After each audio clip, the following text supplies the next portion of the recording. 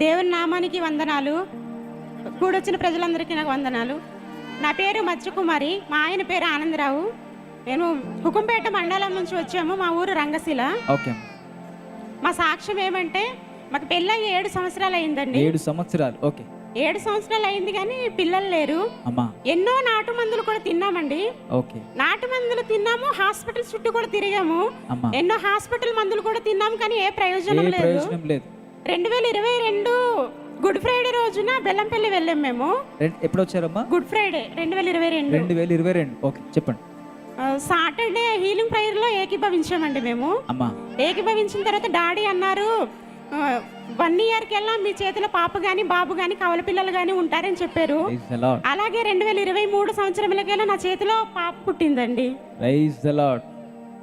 సంతోషంగా ఉన్నారమ్మా? ఇప్పుడు చాలా సంతోషంగా ఉన్నాం. 7 సంవత్సరాలకు ఎంతో బాధ అనుభవించారు, అవును, అవమానాలు పొందారు, పొందాం, అన్ని రకాలుగా ప్రయత్నించారు కానీ ఎలాంటి ఫలితం లేదు. ప్రయోజనం లేదు. మీకు ఎవరు చెప్పారమ్మా అక్కడ బెల్లంపల్లికి రమ్మని? మాకు ఎవరు చెప్పలేదండి. యూట్యూబ్ ఒకసారి ఓపెన్ చేస్తే అక్కడ 17 సంవత్సరాలు మూయబడిన గర్భం ఒక ఆవిడ తెరవబడింది. అంటే మీరు ఒక సాక్ష్యం ద్వారానే మీకు కూడా ధైర్యం వచ్చింది. ఒక సాక్ష్యం వినడం ద్వారా మీకు ధైర్యం వచ్చింది. అక్కడికి వచ్చారు బెల్లంపల్లికి. దేవుడు మీ జీవితంలో కూడా కార్యం చేశాడు. గట్టిగా చప్పలు కొడదామండి ఒకసారి.